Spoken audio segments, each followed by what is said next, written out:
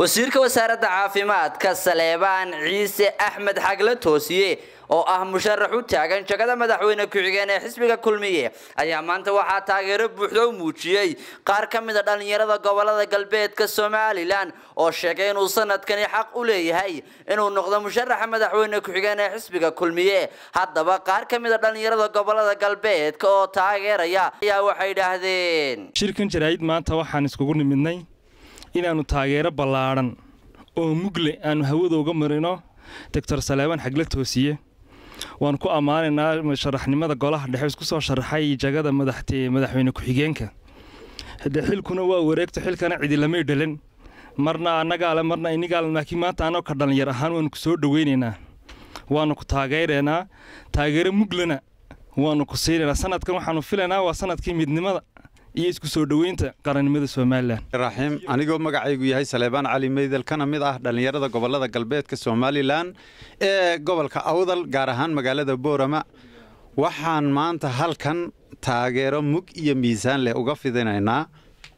ninka hanka leh ee Saleebaan Xagle Toosiye la yiraahdo ayaan halkan taageero uga fidinaynaa anagu haddii aan nahay dhalinyarada gobolada galbeedka madaxweyne ku-xigeen iyo madaxweyne waan soo marnay walaalahayo sanadkan waan u ogol lahay maanta walaalahayo inay nala sinaadaan oo dhiilka nala dhadhamiyaan oo ilaa ku-xigeenka ay nala dhadhamiyaan maanta ninka ku-xigeenka ree awdala u sharaxan horaad u soo martee hankaagu ku-xigeen ree awdalo ha dhaafaan leeyahay ree awdalna maanta waanu ka dalacnay haddii maaragtaana ku-xigeenkii ee maanta Xagle Toosiyow dhalintii awdal haddaan nahay waxaanu ku leenahay codkayaga ku soo dhawow beesha dhaxana waxaanu sheegayaa codka siiyaan leenahay maanta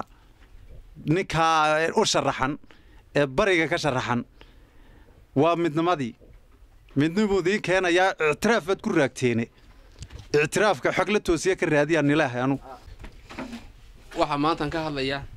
hadal dhawaanahan isla dhaxmarayay magaalada Boorama aan aad dhagaxyaga ugu dhacay taasi oo ahayd war madaxweyne ku-xigeenkii wala noogu yimi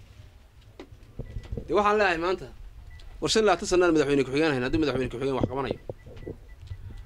marka waxaan leeyahay maanta bari ha loo daayo Saleebaan Ciise Axmed Aadan ninka la yiraahdo Xagle Toosiye wala wada garanaya SSC ninkii hogaamin jiray buu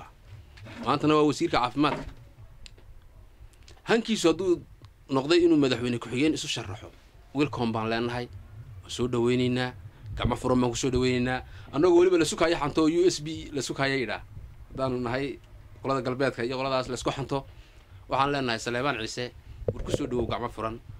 codkeena waan ku haynaa waana ku dooranaynaa nalana arag bal waxaan meesha yaala madaxweyne ku-xigeenku waxa uu hayo jaraa'id buu akhriyaa Saleebaan nala arkaan leenahay inuu jaraa'idkii la akhriyay wax ka bedeli doonaan qabaa Saleebaan waa nin han leh nin dhaqdhaqaaq leh kuwa iyagu way iska aamusi jireen Saleebaan inuu aamusayn ayaan qabaa oo raggan wax tusayo in la leeyahay meesha waa Shucayb Maxamed Kaan Shucayb biga telefishinka madaxa bannaan ee Bulsho TV magaalada Boorama